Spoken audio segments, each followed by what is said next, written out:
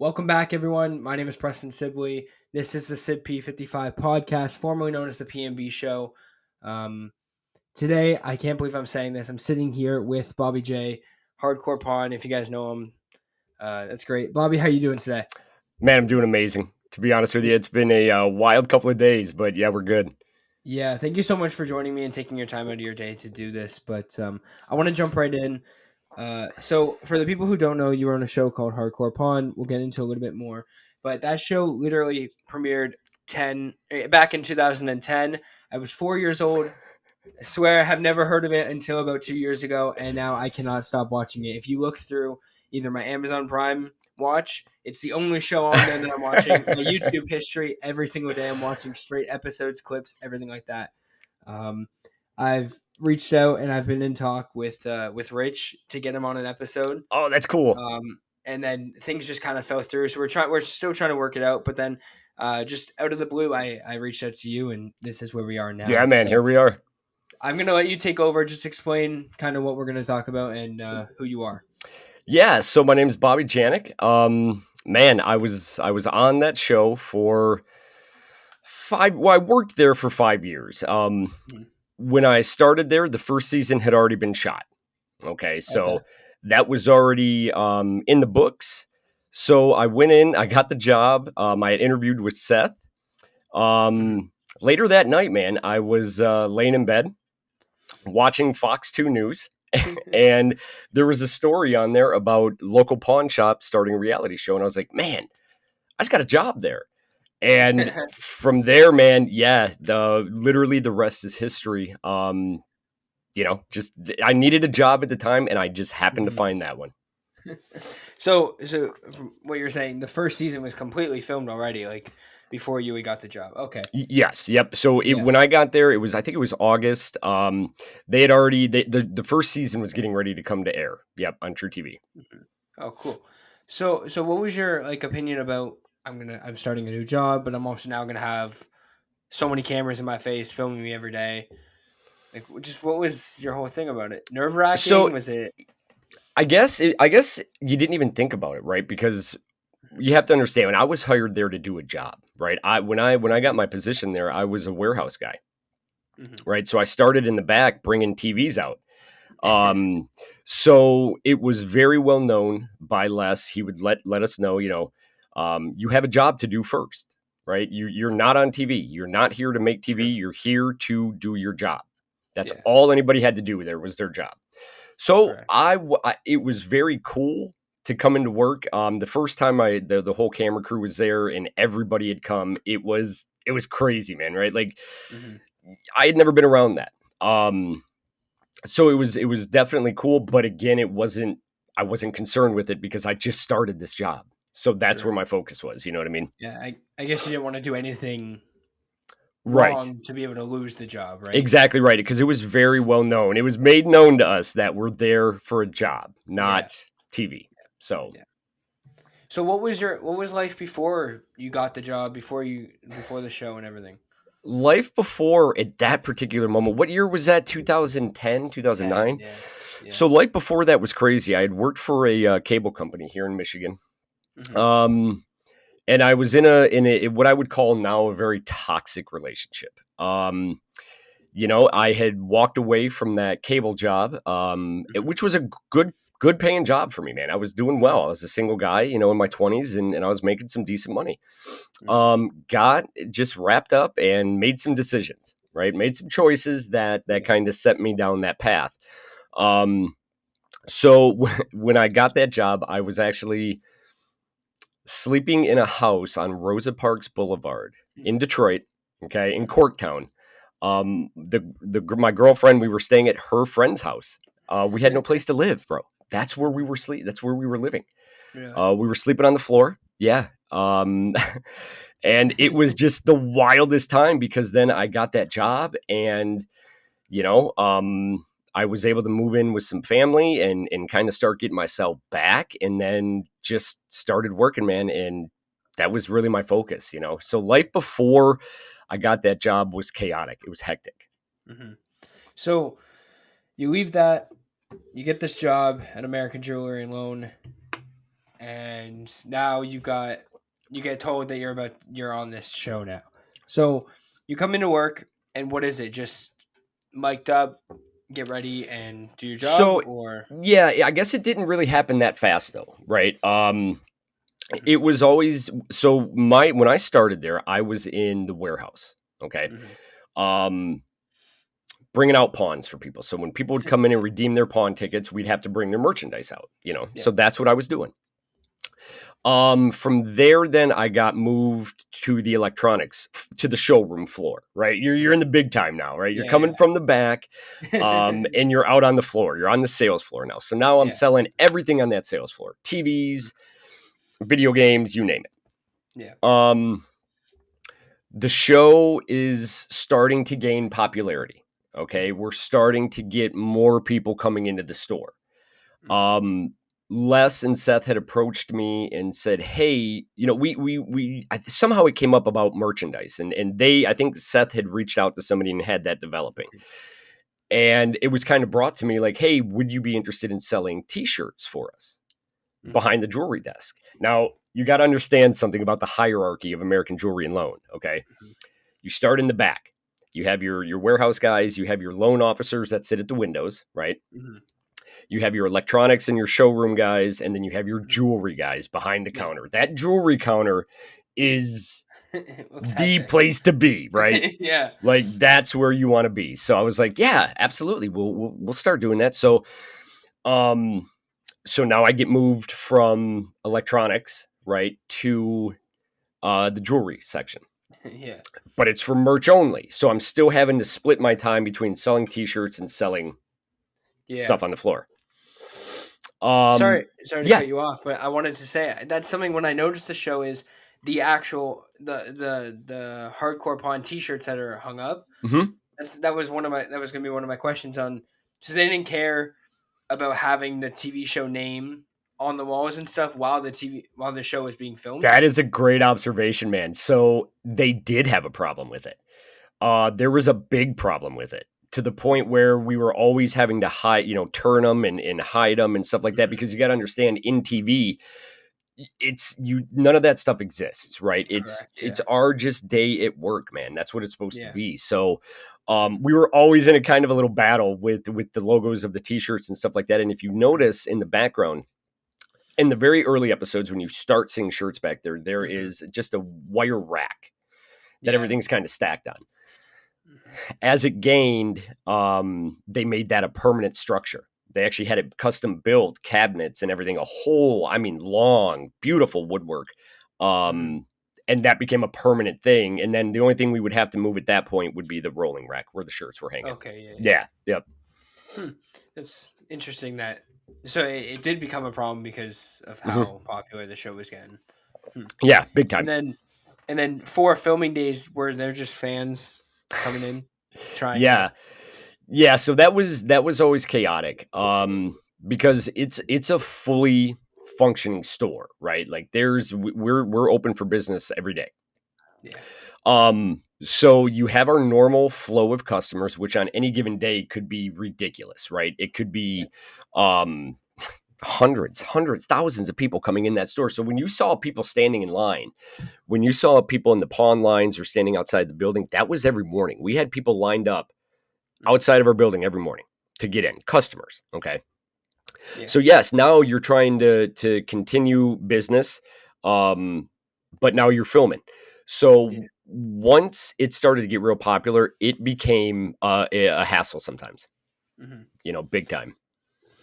Okay, so you got pulled out of warehouse onto the sales floor and then moved to jewelry over a little bit of time. So now you're on camera a lot more often. Yeah. And what's just going through your mind? So yeah, at that point now I get behind the jewelry counter, right? Mhm. We're selling shirts. So obviously if you watch the show regularly, that's where a lot of the deals went down, was at that I counter, yeah.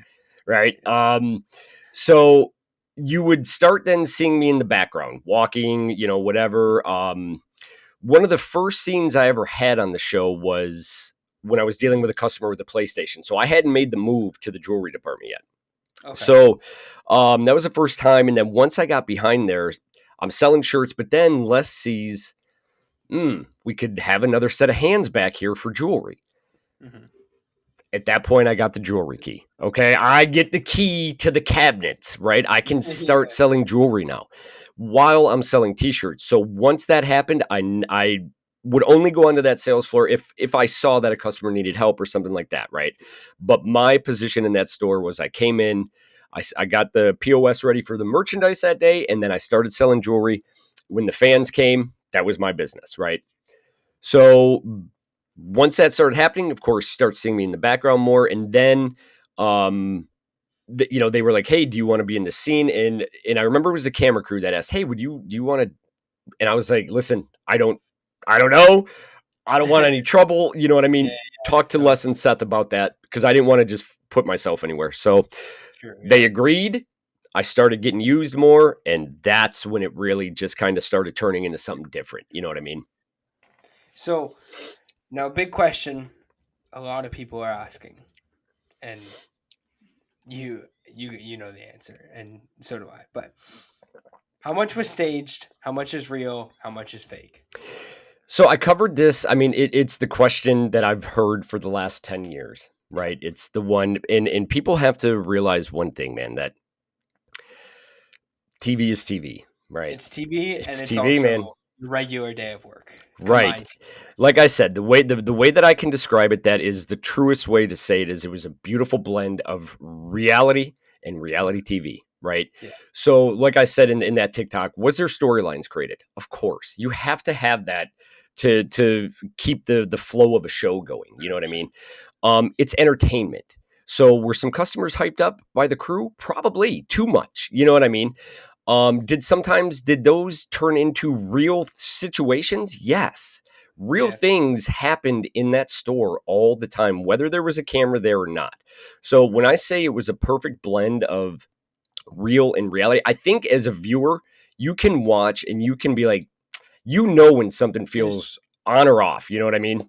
I guess this goes back to 2010, me being 4 to where I am now. And I'm like, no way this happened back then. Right. Like, you would never walk into a store and you see Ashley getting bitched at or something like that. Or Ashley bitching at a customer. You know what I mean? Yes. So the thing about that is that you got what you gave in that store. Okay. Mm-hmm. So arguments, people getting thrown out, swear, all the things that would happen to us, whether there was a camera crew there or not.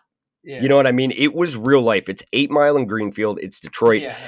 And there's a lot of emotion in that business for customers. And people I have a really interesting, I would always explain this to people when they would say to me, I don't believe that people act that way. I can't believe that people get that emotional and things like that. Yeah, exactly. So I would straight up ask them, I would say, have you ever been in a situation where you're struggling and you have to pawn something? Mm-hmm. 10 times out of 10, no. Right? Never. They've never struggled. So once I started to elaborate a little bit more with these people, it's like, listen, this is real life out here. This is struggles for people. When people have to part with something that they personally own to help themselves, there's a lot of emotion behind that. You know what I mean? And if they lose that item in pawn, they now feel like we've taken that from them, right? Everything at a pawn shop in the state of Michigan is legal. It's all monitored by the state. There's licensing that goes into it. It's all regulated. Mm-hmm. The idea of a pawn shop is not to keep people's things, right? It's to make sure that it's a temporary help, get people back on their feet, they can come back, get their stuff. Get their item. So there's a lot of emotion when you're dealing with money and people's personal things. You know what I mean? Mm-hmm. So at that point, how do you not let emotions get into business? You have to learn not to. It's definitely a learned skill. There's no better person to learn from than Les Gold. I will always say that I'm so thankful for the tactics and the sales strategies that I learned from him negotiating. Emotion comes into play a lot. There was one particular deal that I had. There was an older gentleman that had come in, and for some reason he hit me and reminded me of my grandpa. Okay. My grandpa's one of my best friends on this planet to this day. He's 90 years old and still kicking. If you've seen him on my TikTok, you Yeah, I certainly was gonna know. say you make a lot of videos of him. Yeah, he's my buddy, man. So this guy reminded me of my grandpa. And I cannot remember his story, right? Because there were millions of stories that we heard. Yeah, But exactly. I remember being emotionally invested in this guy. And I probably extended him a little bit more than I should have, right? I didn't want to help him, but I did help him. And then I even went a little bit more for him. And I didn't get in trouble for going more because I knew where my threshold was, right? Mm-hmm. I made the deal with him. Then I found out that he lied to me. That That was my next question. everything that he had told me was a lie. And I remember just being livid with this guy to the point that I went out into the parking lot after him, not like in a physical altercation way, but I just had to tell him what I really thought of that. You know what I mean? That was the one and only time that I ever let my emotions get involved in a deal. From there on out, stone cold. So at that point, when you ran out to talk to him, did you know it was a lie then or not yet? I had just found out. Yeah, I had found out because somebody I think from the crew had overheard him, or however it went down. It got back to me that the story that we just went through was not real, and I was mad because I felt it, right. Like I was just into this. I think he had actually lied to everybody about his story. You know what I mean? So nobody knew what this dude, and when I found out, man, because again, I was vulnerable there, right? I let myself down in the deal, let my guard down, and it aggravated me a lot, you know? Makes sense. Yeah. Especially if you're trying to help them. Right. And you went over what you were supposed Right. to, what you should have. And yeah, I guess at that point, it kind of like, now what do I do? It's frustrating, man. It's frustrating. And then you also don't want to go and like verbally attack him or something like, you know what I mean? My man knew exactly how I felt that day. You know what I mean? Yeah. So something I forgot to ask earlier, when you got moved to jewelry, how do you learn that? Yeah. Prices of gold, prices of less everything. gold. Less gold is the best teacher on the planet, man. You know, he would always take the time to make sure that I understood what I was selling. Right. He walked me through how to find out the gold prices for the day. I knew where our threshold was, where I could go per gram, you know, whether it was 10, 14, 18 karat, didn't matter. Started just looking into diamonds, and he would explain stuff to me. Brian was another store manager there. He was like Les's right-hand man. Brian was a wealth of knowledge. Seth, Ashley, they all, if I had questions about anything, I could go to them at any time. So I was actually kind of lining up too to start gemology, you know what I mean, and learning more and in depth. And we never got to that point. But it was all because of them. I learned everything on the job from them. Mm-hmm. So that kind of leads into a question I had for later, but now it kind of brought up now. If you got asked to do it again, would you be able to go back and do it without having a lot of retraining and stuff, or would you have to? Do you think you would have to relearn everything? Ooh, so gold's kind of easy, right? You're going by the gold prices of the day. And the gold was diamonds. It's been a while since I've looked into a stone, right? It's been a while since I've dealt with gemstones, and even when I was at the shop, I wasn't real great with my gemstones. It would definitely take some retraining for sure. Oh yeah. So that was kind of like my end question of like, I know a spinoff was made on the show, but if like a reboot happened, would you do it or no? No, I don't think so, man, because somebody had asked me would I do a reunion show. I would, if there was ever a thing, hey, would you guys like to, I would do it in a heartbeat, right? Because I'm all about the experiences. But I don't think I'd be asked, to be honest with you, man. I don't think I'd be asked. I don't think so. No, I don't think so. So if there was ever a reboot, I would never be another employee of that store. You know what I mean? I would never probably get called back. So that's interesting. Yeah, I just, you like I said, when you leave a place, you just go. It's time to go, right? I mean a complete 180 from 10 years ago, right? Not even close to the person that I was back then. So I haven't even been back in the store since 2016, the night that I walked out, my last night. Really? Eh? Yeah. So yeah, what made show finished in 2015? So what made you you kept working there for a little bit, and Yeah. then what happened? Yeah. So the show just ended, right, one day. Mhm. To this day, I still don't have an official word. I'm like everybody else that reads the stuff on the internet about why the show ended. Mhm. Kind of makes sense to me though, right? True TV, I think at the time was ready to change their format.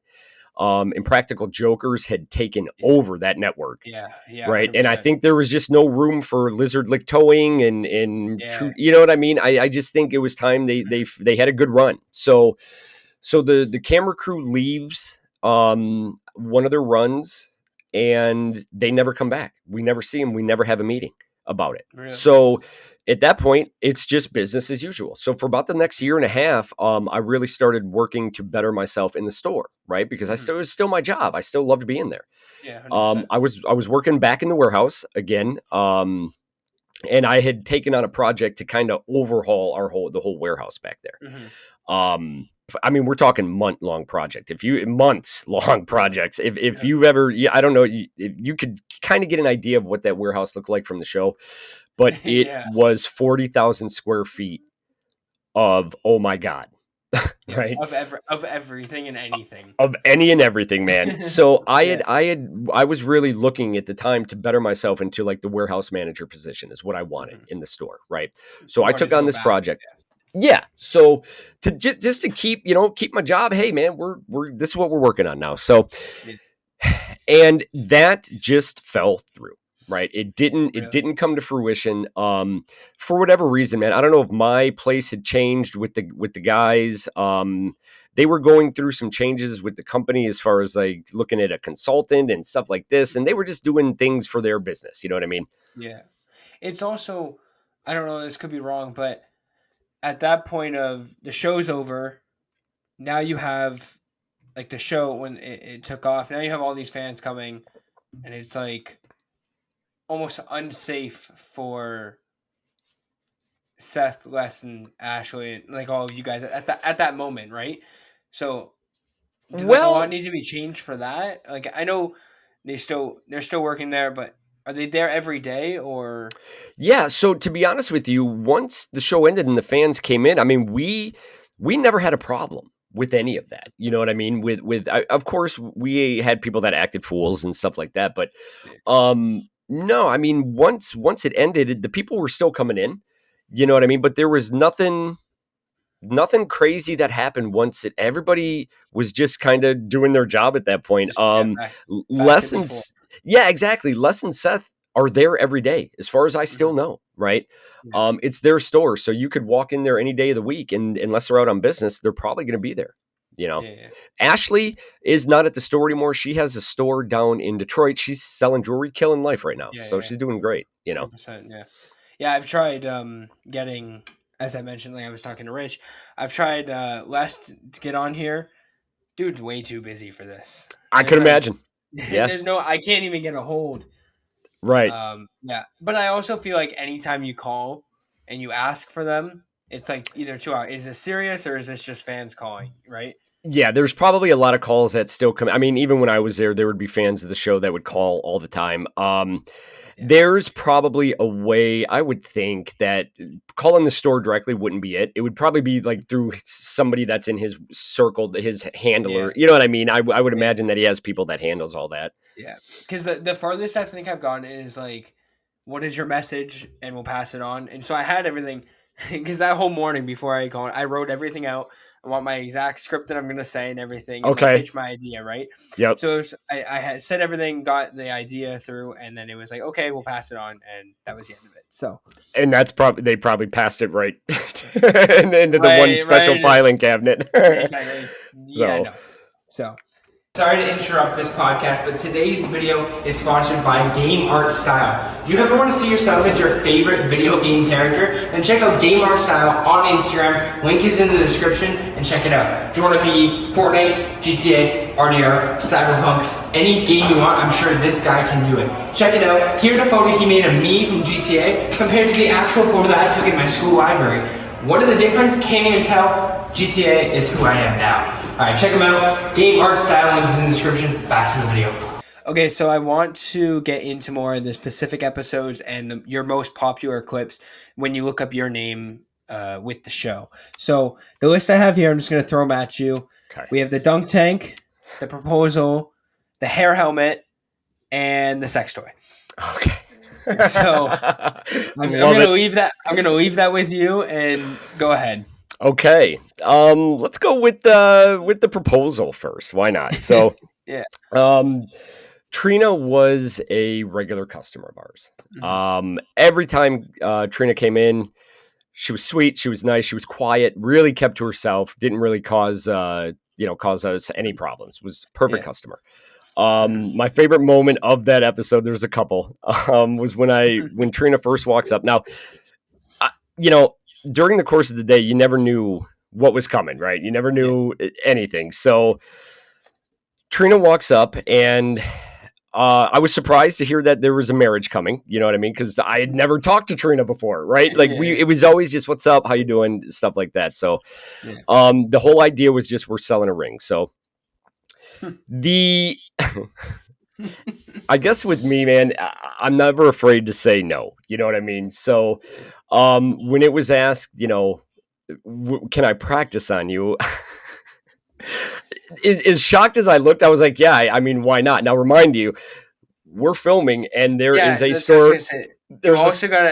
There's a store of people, and you also got to think, okay, now I'm also on camera, so do I just do it for TV, right? At that point, I mean, it's kind of, you look around and you're like, here we go, right? Let's go. So don't mind me. Don't mind me. Yep. So walked out there, and Trina was significantly taller than me. I'm only 5'6", right? So when Trina got down on one knee, I think she was as tall as I was, just about. So yeah, I mean, but what I want to say, I never said yes. Okay, I said I would be honored. So that nothing was ever official. Good. I remember the excitement, and then the hug. I have a still picture of me in that embrace, and it is one of the funniest. I look like a deer in headlights. Ashley, little insensitive to the situation. We know what happened from there on out, right? Card was declined. You can't start a life like that. And the rest is history. Yeah, it just didn't work out, man. It didn't work out. Yeah. So much fun. You got, not the first time you got hugged by a customer. No. That lady came in who was jacked with the jacket and picked you up. And Yep. Somebody asked me how I felt like that, and I said, like a princess. I had never been manhandled like that before. I don't think since. So yeah, that was that was a unique experience too. Yeah, again, another like beautiful human, right? It's so much fun with that stuff. Damn, Trina. Yeah, who knows what could have been? You know what I mean? What was so funny about that though is what didn't make the air is after that was done, the whole store erupted in applause. Oh, really? Yeah, from the engagement, bro. It was so funny. Everybody started clapping. It was pretty funny. Nice. Okay, what was next? Let's see. Hair helmet. John Putnam is that guy's name. Really? Yep, and I will never forget his name because immediately after that day with him, he followed me on Twitter, and we had talked a little bit back and forth. Really? Did you wake up the next day with a head of hair and just shave it back off? I remember I said in my OTF on that episode, yeah. What are you going to do if I come in with a full head of hair tomorrow? Find him. I would have been, listen, it's good that it didn't work for me because I didn't know what to do with my hair when I had it. So it's better that I shaved my head. I've been shaving my head for over 20 years now. So John was one of the hands down nicest guys I've ever met. Just a very kind soul. You know what I mean? I remember putting that thing on, man. And it was just, I started sweating because it was hot. It was like heating my head up, and the headphones, I could... there was supposed to be music playing or something like that. When I said, I look like an asshole, that's exactly what I felt like with it on, there's no way that I know those things are pretty expensive, but there's no way that that thing would have worked. I don't think. Oh, really? I don't So think they're so, just man. I don't think so, because I just saw another clip today too where a guy brought in the electric one from like the 50s, 60s, whatever. Oh, yeah. You know what I mean? So I don't know. Maybe it would have worked, but I actually like being bald, so I was not interested in the product. But to try something out, of course, I'm not going to say no. You know what I mean? Yeah. This whole thing, it's super funny from a viewer's point of view, and then you as like you were actually there. And then just the only thing I'm thinking of right now is when he was like, "Oh, you're not going to keep it for any of your staff," and it just shows cameras of all the bald people in the store, and Les is like, "Nope, I'm gonna sell it." Some of those edits that the production team did were so funny to me, man. Yeah. When they would catch people or stuff like that in their B-roll, that was some of the Yeah. greatest moments for me was seeing the B-roll stuff, man. It was so funny, so funny. All right, what do we got next? The latex bed. So, biggest question I get to this day still is, how did I know about it? Yeah. I blame being a kid in the 90s and Victoria's Secret magazines being shipped to the house. Yeah.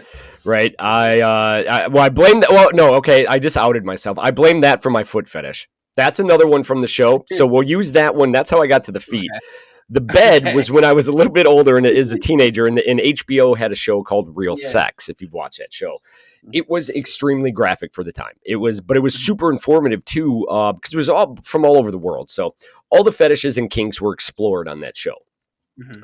So as a teenager, I'm soaking in this information, right? Just soaking it in. So that info had been with me for a while. So as soon as I saw that bed, I knew what it was immediately. Yeah. My favorite part is when I actually say what the kink is and Les looks at me. You know what that is? Exactly. When his face, and it's all in his mouth, when he was like he does a certain thing, and that's when he was really genuinely shocked that I knew. So I love that part of it. So yeah, it was a note. Like I knew exactly what it was, knew how it worked. So I actually did end up getting in that thing too. I did get in it, yeah. So I heard you say this last night, and I went back and watched because you showed the photo or whatever, and I went back and watched. It was like, so it wasn't on air. Was not on air. So they had once the deal was going. That girl was just walking around the store. She was shopping. Really? They asked her if she wanted to do it. She was like, yeah.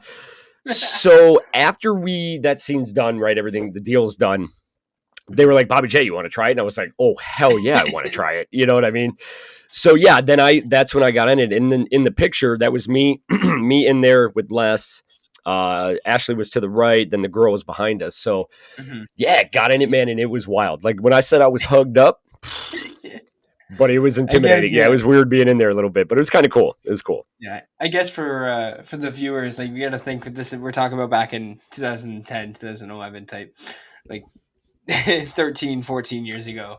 So, yeah, times were different. Man, are they ever different? Holy smokes! Like what? I'm just trying to think. Like if that same thing happened again now, how would that go down? I don't know. I get that question asked a lot. Like, well, do you think that the show could be on in this, climate that we're in, this societal climate that we're in? I guess I guess if I have an opinion on it, I would say no. I don't think so. I don't know. I feel like there's just been such a shift in just everybody's very serious now. You know what I mean? Everybody is very serious all the time. And I'm just a guy that lives for the moment. You know what I mean? So I'm always, but I don't think that a show like that works now in this climate. You know what I mean? I just don't. Yeah, no, like I said, times are just completely different and everyone's just like more focused on work right now. And I don't think you can, I don't know. The only thing I can relate it to is Impractical Jokers, but like they can do their stuff like that. But I don't think you could do it inside of a store during an actual business day. Oh, okay. So as far as logistics of it, you can absolutely film again like that. You could do another thing like that. Now, but see, that's the thing. If you ever tried to reboot that show, I guess my thinking is that it can't be the same, right? Because everybody's going to know. So I don't know, man. I don't think that I would ever see those guys in that capacity on TV again. You know what I mean? The Impractical Jokers thing too was just a tidal wave that I don't think anybody saw coming. Yeah. You know, when that show launched, I remember talking to Seth the day after that show aired for the very first airing of that show. He called me into the office, and we weren't filming or anything. It was just a normal work day. He's like, "So, did you watch it last night?" And I said, "Yeah, I checked it out because, of course, that's the talk, right?" I was like, "Yeah, man, I watched it." He's like, "What'd you think?" A very weird situation, right? But I didn't lie. I said, I thought it was kind of funny. You know what I mean? I had actually enjoyed the show when I watched it. I was like, I thought it was pretty good.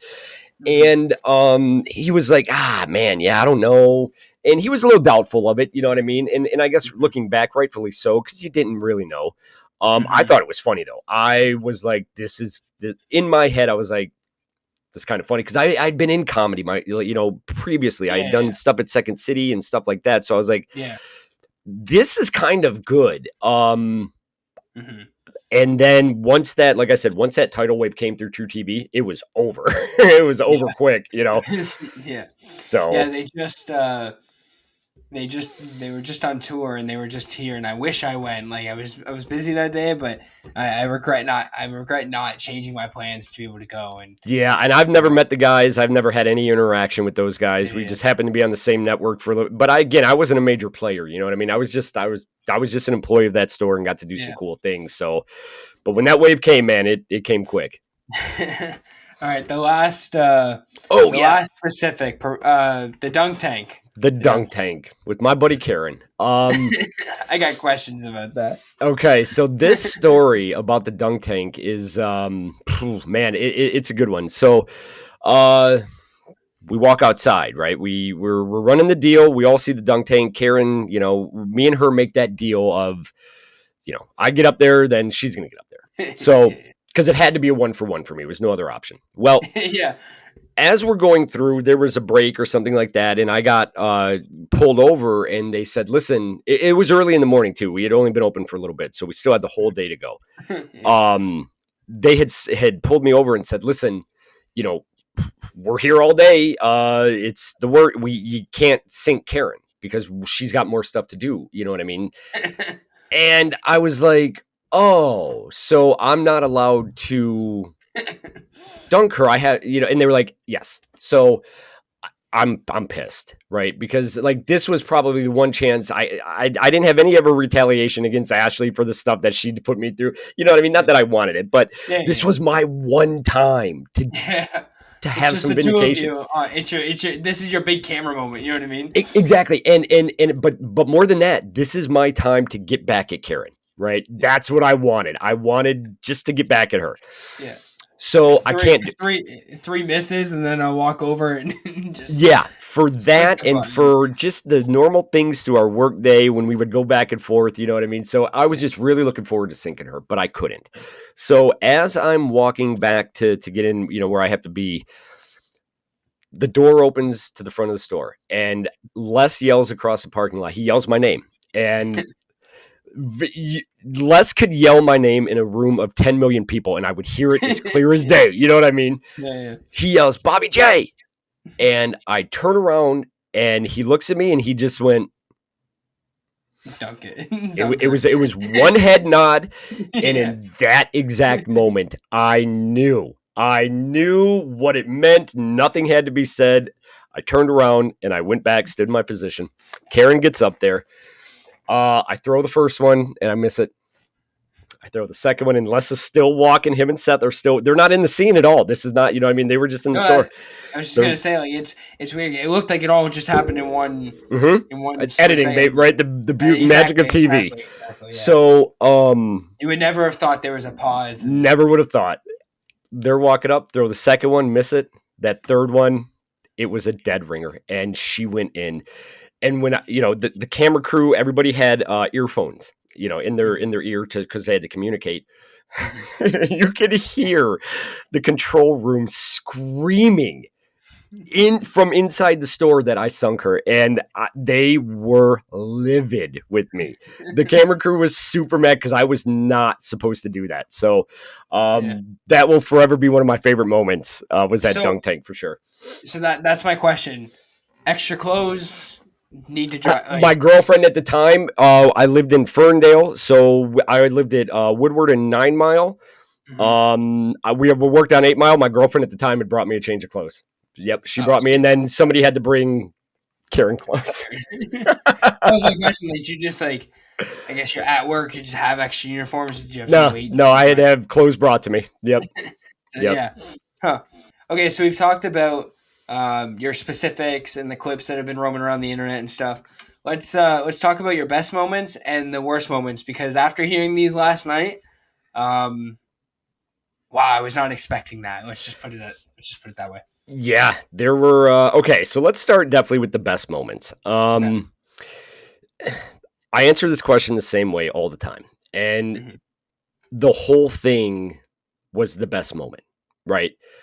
From the way that I got the job to seeing how it developed to seeing what it turned into, all of the experiences, all of my regular customers that I had, the laughs, I mean, it was such an almost overwhelming when looking back on it, right? Overwhelming experience, but at the time you're just in it. You're just doing, So there wasn't really a second to stop and process and realize everything that was going on. But when I do that now, 10, 11 years later, the whole thing was the memory, was the best, even ups and downs, because I had ups and downs in that store too, I just got suspended one time and had just things that would happen. It's work, man. I mean, everybody knows what it's like to work at a place for 4 or 5 years. Yeah. You have ups and downs, but at the end of the day, I'm always super thankful for the entire experience. Everything I got to do, people I got to meet. Those 3, like I said on that video on TikTok, literally changed my life. I mean, look at us. We're talking about this 12 years, 10 years later. You know what I mean? So always super grateful for that experience, man. The whole thing was my favorite. Go ahead. Sorry. No. Continue. As far as the worst times, man, people, I guess, I don't know what they expect when they ask this question, right? But I have a top 3, I guess, scariest moments that I was there for. I guess in chronological order, the way that they would go, the scariest would be, there is a clip of this floating around TikTok. I tried to find it last night. I couldn't, but you couldn't find it? No. Is it the one with the car fires? No, not the car fire. There was a couple. They were younger and they were breaking into cars. The break-ins. So, I guess my scariest moments, definitely, and people ask me that, and I guess I don't ever know what they expect to hear with this, right? I wouldn't have thought, if I didn't hear you last night say this, I would not have thought, because what we just looked at too off camera, I would not have picked up that was you and that's what you were doing. Right. It happened so quick, man. So this is my number 1 scariest moment. It was during the episode of when the couple was breaking into cars in our parking lot. So I was outside on my break. And at the time I smoked cigarettes. So I was outside standing to the right of the door, just minding my business. I was on my phone, smoking my cigarette. I see security walking the girl in handcuffs. So they get her in the parking lot, right? And as I'm standing there, the door opens and the guy is now making his way through the out of the store. And when I say that this dude was trying to get out of the store, when somebody's in a hurry. You know what I mean? When somebody's trying to get out of there. You want to be involved. Exactly. So he's like, shit, she got caught. 100%. My man was leaving her and he was saving himself. So where he was parked was in the back of our parking lot from the front door. So there was 2 rows of parked cars, the driveway, and then where his car was. So I'm going to throw this out as you're speaking, just so they can kind of see. Oh, perfect. Where'd it go? All right. So how is it? Is it laggy for you? Oh, that was even a better shot. Okay. Is it really laggy or no? No, it looks good to me. Okay. Okay. So we're just talking. You hear this, Les goes outside, right? Right. So all of this had already happened though. So yeah, Oh, I'm trying to find. Okay. I'm trying to go back. this was Here it is. yep. Here it is. This is when so everything was happening outside already. Mhm.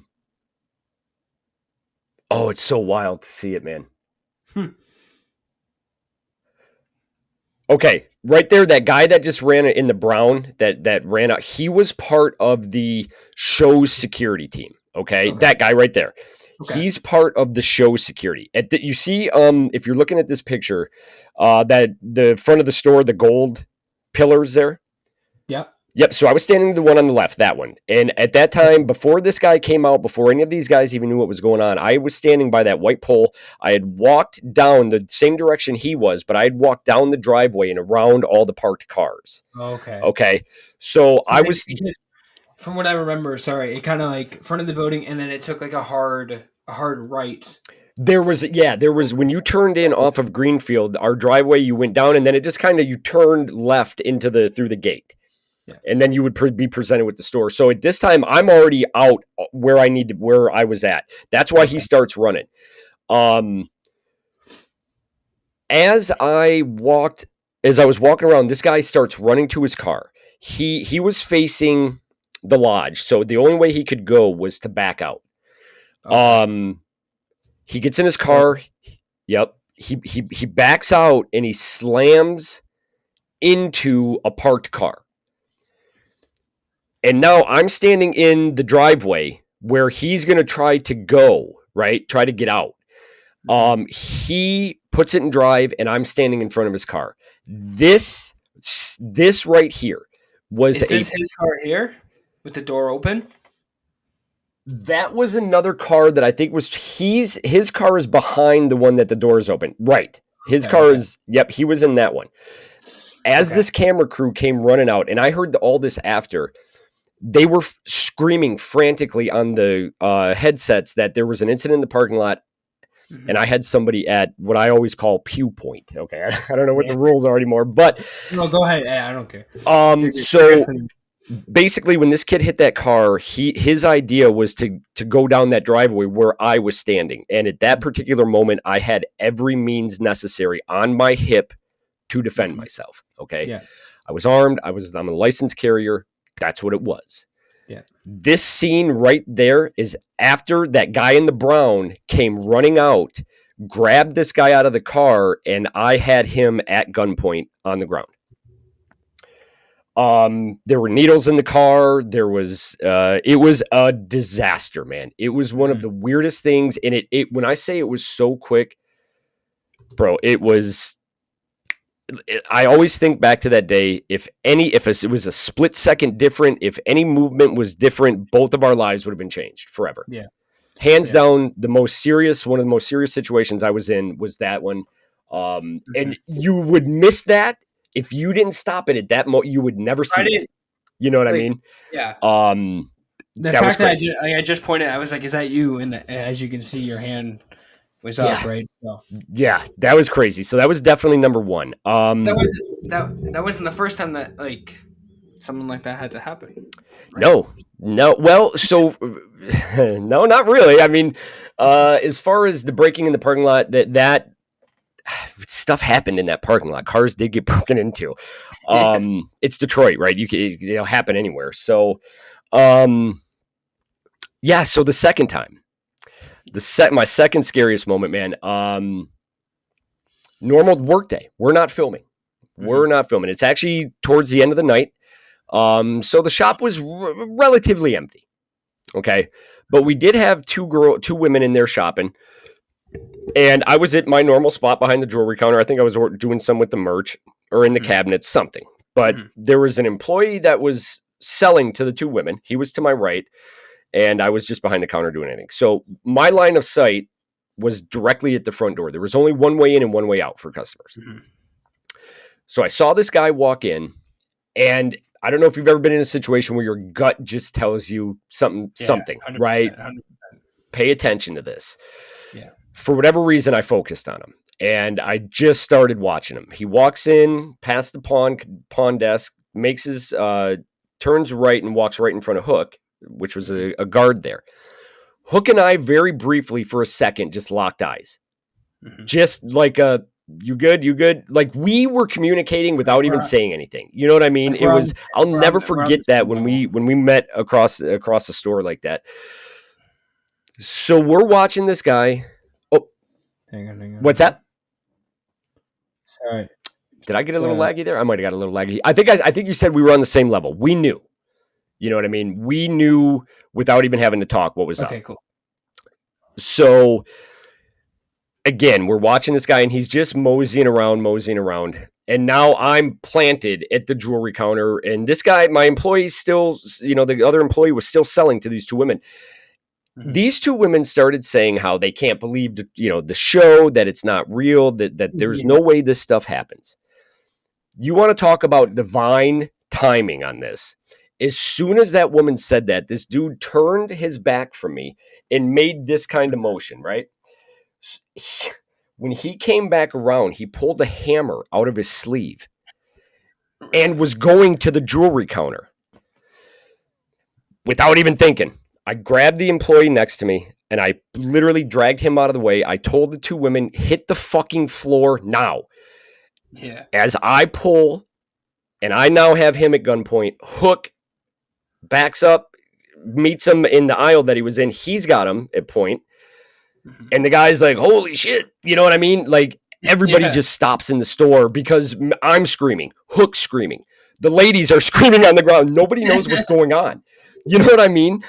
Everybody comes running out from the back and we get the guy up. We call the cops, blah, blah, blah. It's over, right? It was literally that quick, man. Literally that quick.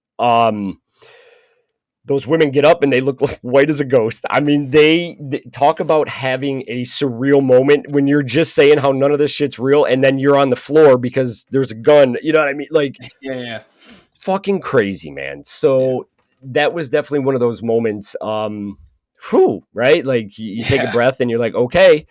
Again, just those were my two personals. The third one was definitely the episode that everybody saw when that power went out. That power, yeah. Packed store on a Friday in Detroit. And when I say packed, I mean both lines were rocking. When I say both lines, that means the pawn line, the redemption line were packed. So these lines are, so many people in them. The store's got people in every department, and those lights go out. Just pulling it up. Here it is. Yeah.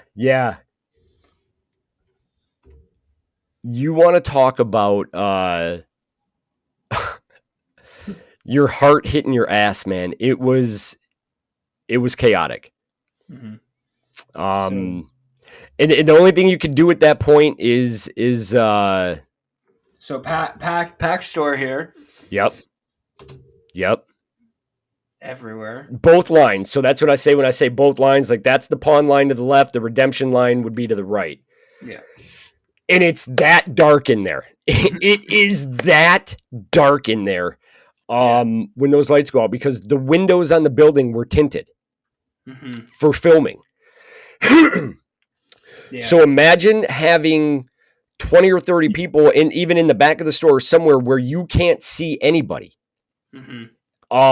Screaming, yelling from the guards, clear, right? We're trying to shuffle people's cell phone lights out. Flashlights, trying to make sure nobody's jumping over the counter, nobody's doing nothing, everybody's okay, and getting them out of the store. You know what I mean? At least getting them up to the front where we could see something a little bit.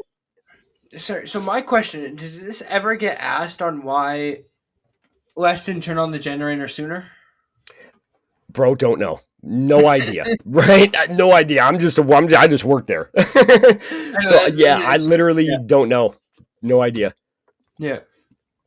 But that was, man, that was because literally you're just trying to get everybody out, right? Yeah. Because in a split second, anything could change right there.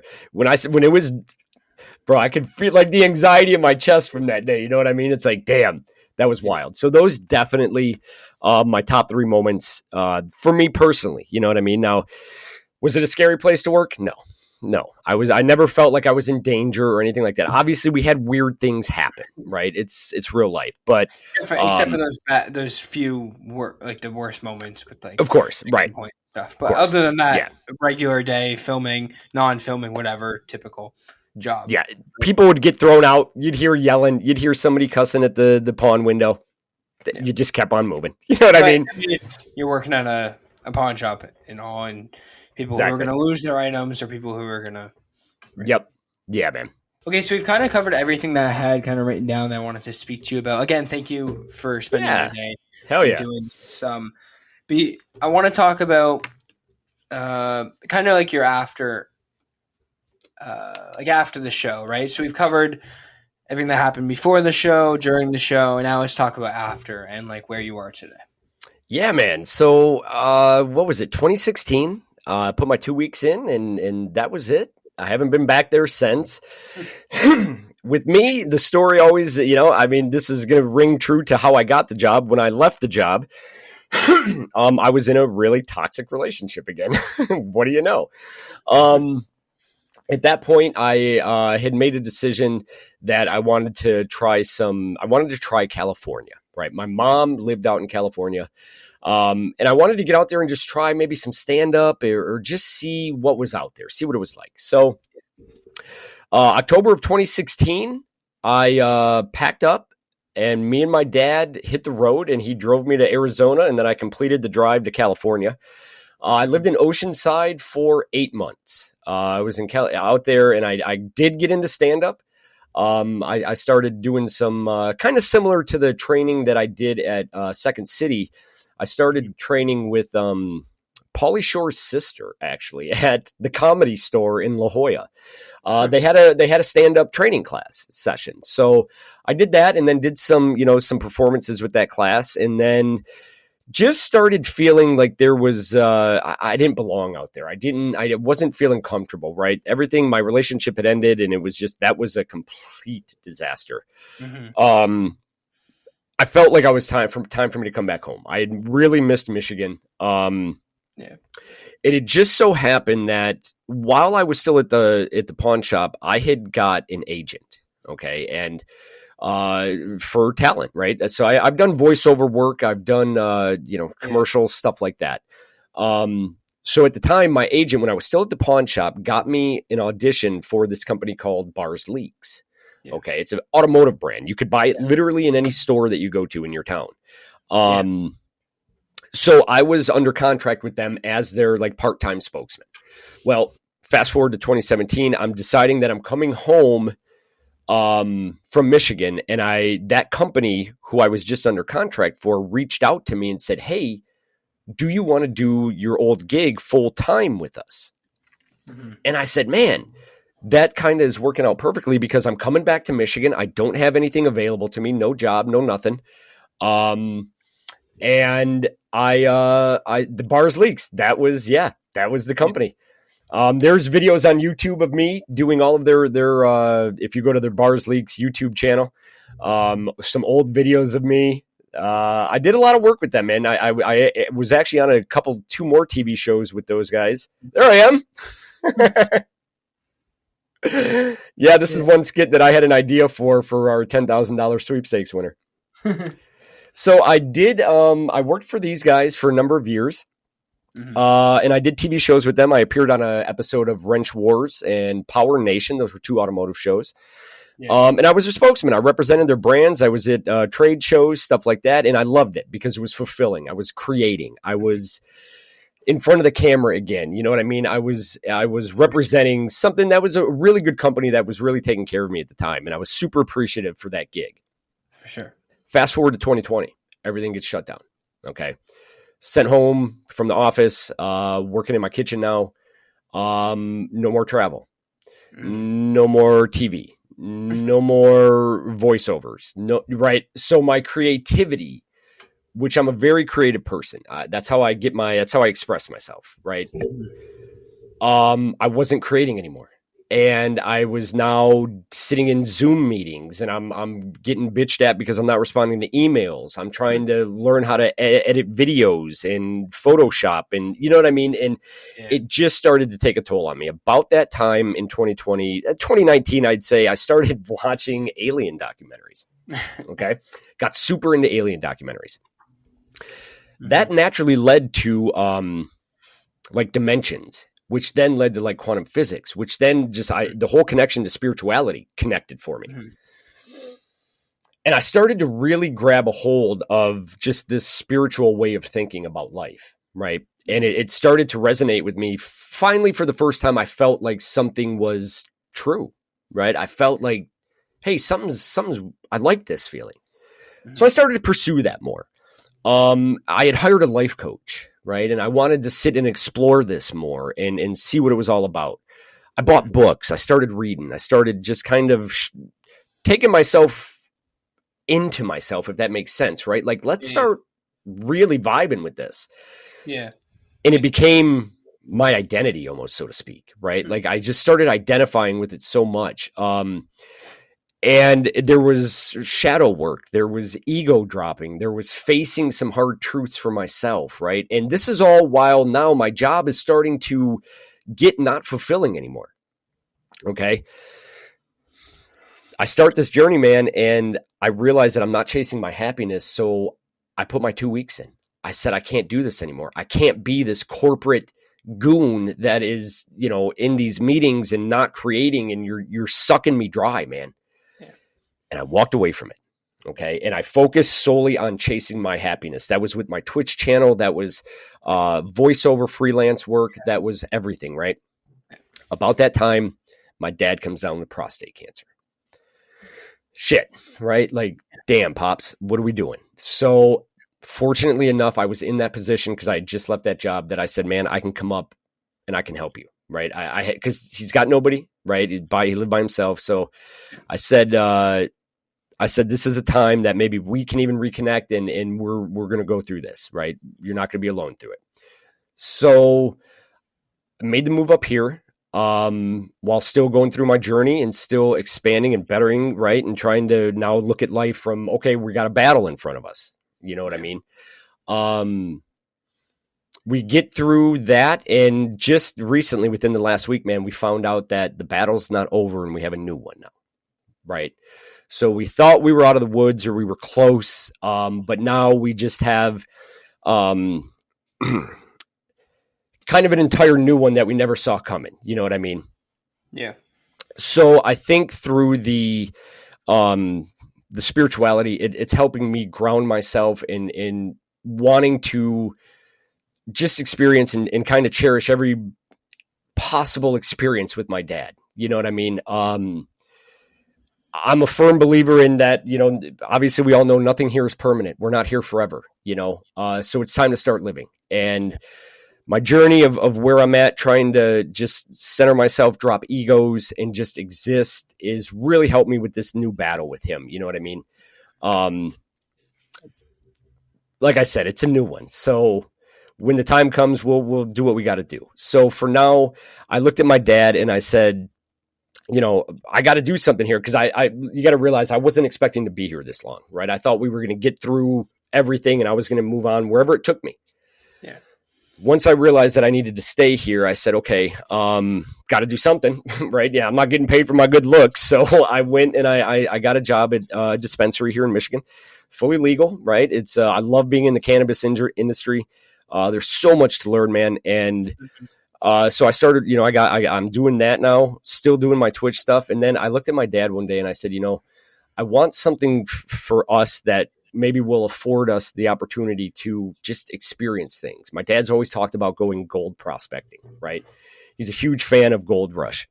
Mm-hmm. And he always wanted to just go get some pans and go try, out in Arizona, wherever he wants to go and just try it. And I said, obviously, real life, right? I can't just pick up and go right now. So I said, but maybe there's a way that we can, let me look at it. And I started looking into selling on Amazon and I found a product that I loved, and it's their spatula tongs, right? But what I did with that is I got back into that creation. right? And I started creating again, and I created a brand that I believed in, right? To keep my energy and these good vibes that I've found for the last few years. I developed a brand called VibeChin, and there they are. That's my company, man. I started my little LLC and developed the brand VibeChin, Cook Dance Vibe. It's all about just being in that kitchen and realizing that, life is a series of in the now moments. So when you're in that kitchen, you can vibe out. You can there's so much more that happens than just cooking and eating, right? Like I'm a guy that loves being in the kitchen and having dance parties and whatever. So that's where I'm trying to bring my new renewed sense of energy and life to this brand. And I'm trying to just grow this, and it's one thing, one product, but I love these things, man. I use them every morning. So it's exciting, and the idea behind it, like I said, was to maybe give us a way that I could maybe not be at the dispensary or something like that. And then I can say, hey, Pop, guess what? We're going here gold mining, you know what I mean? Or prospecting. So that's kind of what I did with that, man. I'm super proud of that adventure. And it's still in its infancy, right? The page you can see looks like just a static kind of ad, but I got work to do on it. I'm trying my best, man. It's but like I said, I'm super proud of that. So I might have missed it, sorry, but how did you come about this as your specific product? Mm-hmm. So I was starting to do product research. And I'm a fan of cooking, obviously, and being in the kitchen. And I like just kind of unique kitchen gadgets. You know what I mean? And this was just a couple months of researching products and seeing what I thought I might like. When I saw these, I was like, yo, these are just, I love them. I don't know why. I just loved them. So what I did is I went and I found a supplier, and I had some samples sent over to me. And based on their samples, I went with the company that had the better product, right? Better quality product that I wanted to put my not even my name, but my energy behind, Yeah. And the idea will be to expand this brand, right? To maybe like kitchen towels with funny little sayings on it that I come up with, or you know what I mean? Just have that VibeChin vibe in your kitchen, man. So, hell yeah. It's so cool to hear that you've literally gone from working in a pawn shop. Actually, how do I say this? I'm going to go back to what we first started. Sleeping on the floor, working in a pawn shop, being on TV, and now selling spatulas. The last 10 years, man, has been a wild ride. You know what I mean? It definitely sounds like it. It's so cool to hear it. I appreciate that. I said when I turned 40, I said, I think I'm really going to enjoy my 40s. You know what I mean? I'm 42 now. So, I'm ready for any and everything, any opportunity that life has for me, man. I'm here. I'm present. And that what you just said specifically ties into why I do this. And it's so cool to see you're in your 40s and you're still doing what you want to do, or you're just starting what you want to do. Yeah. I'm 17 doing what I want to do right now. Yes, huge bro. Age different. Huge. And there's no specific, okay, you have to wait till you're above the age of 18. You're an adult now. Go do what you want. Right. Start young, start old, whatever. Start in the middle, anywhere. And my whole goal of like this and my channel and everything I do is to first prove to people that you can do whatever you believe. I love it. To follow your dreams, never give up. And then for this podcast, it's to demonstrate success of what my guests and myself have been doing in life to inspire others to do what they want to do. So it's great that you said that because it perfectly lined up in how I wanted to say that. So before we wrap up and before everyone can go up and find you and start blowing up more of your TikTok and everything like that, I want to run some trivia with you about the show. Ooh, okay. If you're up for it, I'm up for it, man. I'm up for it. I've never participated in trivia for the show, so I might not be good, but let's try. That's fine. They're really simple questions. I'm going to throw them at you randomly. Okay. But, I did this yesterday, and my friend was watching me do it, and I scored perfect on it. He was like, there's no way a person who is actually on the show is going to get any of these questions wrong. Oh, my God. Okay. All right. Okay. Ready? Actually, you know what I'm going to do? Oh, I'm nervous. Yeah, I'm going to throw these at you random, okay? All right. We'll start with some easy ones. What was the name of the store featured in Hardcore Pawn? American Jewelry and Loan. Who owns the store? Less Gold. Okay. Who is the general manager? Okay, so it was Brian, but I firmly believe that somebody would probably say it was Rich, if that was the answer. But Brian was the store manager. He was right below Les. He was higher than Rich. Mm-hmm. Okay. They have it put in as the general manager being Seth, and then the assistant general manager is Ashley. But I guess that would kind of be... Oh, see, okay. I guess I was going... Okay, yeah. All right. Mm-hmm. Wild how they have that, sure. Yeah. Okay. Okay. Which TV station did it air on? True TV. Okay. Les's father used to own a pawn shop. What was the name of it? Okay. Down in Detroit, right on. Damn, man. You know those things when they're right on the tip of your tongue? I can give you a multiple choice if you want. No, because I'll know it as soon as I hear it. Like that's we might come back to that one. Don't give me a strike on that one yet. Okay.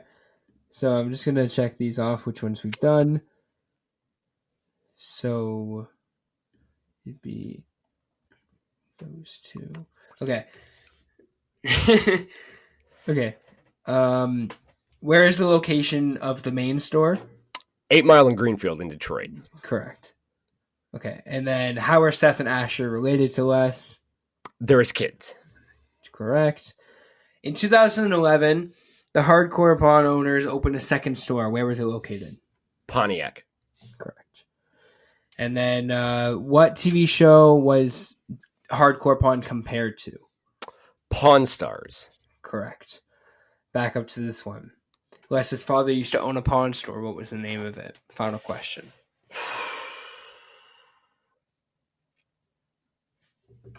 Damn, man. I can see the building. It's down by Slow's Barbecue in Detroit. Yeah. It's on Michigan Avenue. I could see the sign hanging there. I could see it on the building. Oh, God. Bro. You know, it's funny because I'm like, you're going to get everything. I'm glad this one. I'm actually glad I threw one at you that you got. Yeah. I think you're just going to have to hit me with it. Yeah, with the answer or the multiple choice? What do you want? Give me the multiple choice. Okay. Gold's Loans, Sam's Pawn. Sam's Pawn. Gold's Sam's Loan or Gold Pawn? Oh, Sam's Loan. Final answer? Sam's Loan, final answer. Correct. Yeah, Sam's Loan. Damn, that's right. Yeah, the letters, nice. Sam's Loan. That's what it was. Yeah. Nice. Well, damn. Yeah, that kind of brings us to the end of this. It was actually really fun playing. Thank you for that. Fun. But before we head out, where can people find you, and what specifically are you up to right now? Man, you could find me all on my social media. Since I worked at the store, well, for a while, my Twitter was Bobby JHCP for Hardcore Pawn. But You could find me on TikTok, Twitter, Instagram. I don't really use Facebook, but all of my social media is just my name, at Bobby Janiec. You can find me everywhere. I'm not verified on anything, so it's just a regular account, man. Yeah. What am I up to now? We're continuing the spiritual journey. We're going to continue with Vibe Chin. We're going to continue trying to just communicate with people and express and experience and hope change some perspectives, right? And just keep inspiring, man. And I just want to say to you, I didn't know you were 17, right? Really? I think it is absolutely incredible what you're doing, that you're chasing your happiness, your passion without no qualms about it, right? This is who I am. This is what I love to do. You keep that going, bro. We're going to be doing multiple podcasts together, I think, because 100%. You're absolutely killing it, man. And I just want to say hats off to you. I'm super proud of what you're doing, man. It's pretty awesome. Thank you. I appreciate that. And, hell yeah. Everything is linked in the description for Bobby J. Thank you again for spending the past, hour and a half with me. Woo! Okay. Hell yeah. It was so fun from a viewer's point of view. And thank you, man. As I said when you left early to use the washroom, and I put in a little message. #1 fan here. Just saying. Hey, man, I appreciate you. But yeah, I had a wonderful afternoon spending the time talking with you, and yeah, subscribe, like, and if you guys want to see part 2 with Bobby, or if you want to see any of the other people on, let me know, and I will do my bye-bye. Preston, I appreciate it, bro. Hope you guys enjoyed. Thank you so much. Bobby. Have a great day. You too, man. Thank you.